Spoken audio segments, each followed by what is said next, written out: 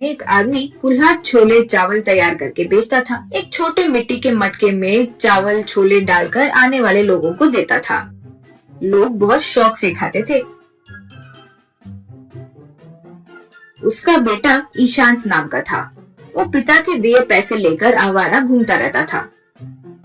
ऊपर से वो एक बेवकूफ भी था। जो भी वो कहता वही सही है यूँ समझता था। वो लोगों को इशारे करके बताता रहता था कि वो क्या सोच रहा है। उन्हें वो क्या बोल रहा है समझ नहीं आता तो वे सर पकड़ लेते थे। इससे अगर वो दूर से आने वाला है तो लोग भाग जाते थे।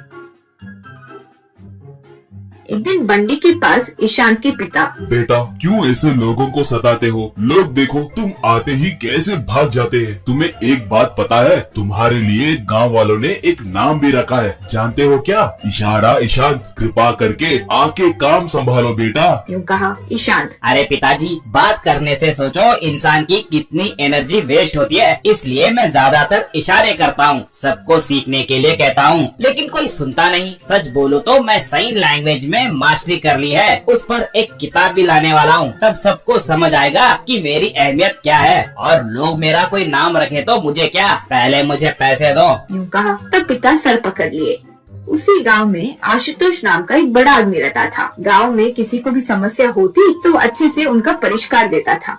एक दिन ईशांत के पिता आशुतोष के पास जाकर बेटे के बारे में बताकर दुखी हुए। आशुतोष, हाँ क्या? तो ऐसे मूर्ख को सबक सिखाना होगा। सोचकर उसे क्या करना है कहा। फिर पिता ईशांत से, बेटा ईशांत, कल तुमने कहा ना कि साइन लैंग्वेज पर किताब लिखोगे, है ना? वो बात आशुतोष जी को पता चली और उन्हें तुम बहुत पसंद आए। पुस्तक का खर्च वही करेंगे बोले, तुम्हें एक बार आकर मिलने के लिए बोले। यूँ कहा। वो सुनकर ईशांत खुश हो गया। अगले दिन पिता ईशांत को लेकर आशुतोष के पास आए।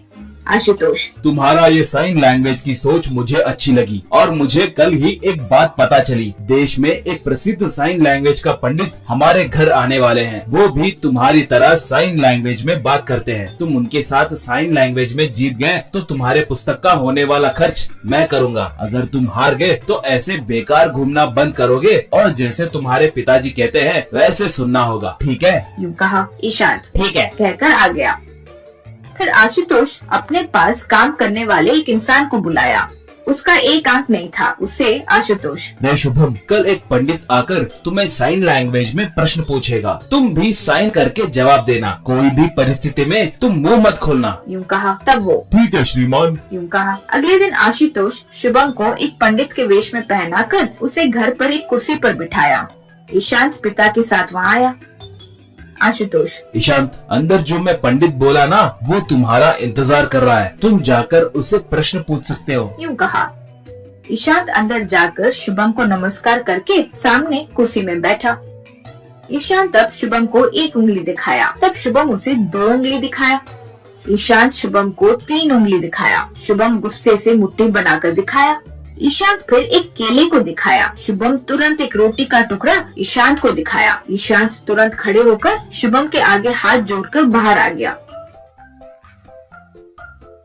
तब आशुतोष से, श्रीमान, ये मामूली ज्ञानी इंसान नहीं है, बहुत महान है, बहुत ज्यादा ज्ञानी है। मैं उनके साथ मुकाबला नहीं कर सकता। मैं हार गया। मेरे पिताजी जो बोलेंगे वो सुनूंगा। यूँ कहा। आशुतोष, ये तुमने कैसे कहा? ईशांत, भगवान एक है कहने के लिए मैं एक उंगली दिखाया, लेकिन वो नहीं नहीं शिव केशव 2 है कहकर 2 उंगली दिखाए। तब मैं ब्रह्मा को मिलाकर 3 भगवान है ना तो 3 उंगली दिखाया, लेकिन वो मुट्ठी बनाकर तीनों एक ही है कहकर दिखाए। तब मैं देव कितने दयावान है कहने के लिए मानव जाति को जो प्रसाद दिए वो केला दिखाया, लेकिन वो फल तो हर मौसम में नहीं मिलता, इसलिए उससे महान मानव का बनाया सबको जो आसान में मिल जाते हैं रोटी के टुकड़े दिखाया। मैं हार गया जी। अब से जो पिताजी बोलेंगे मैं सुनूंगा। यूँ कहा। वो सुनकर आशुतोष ईशांत के पिता आश्चर्य में पड़ गए। इतने में शुभम बाहर आया। आशुतोष।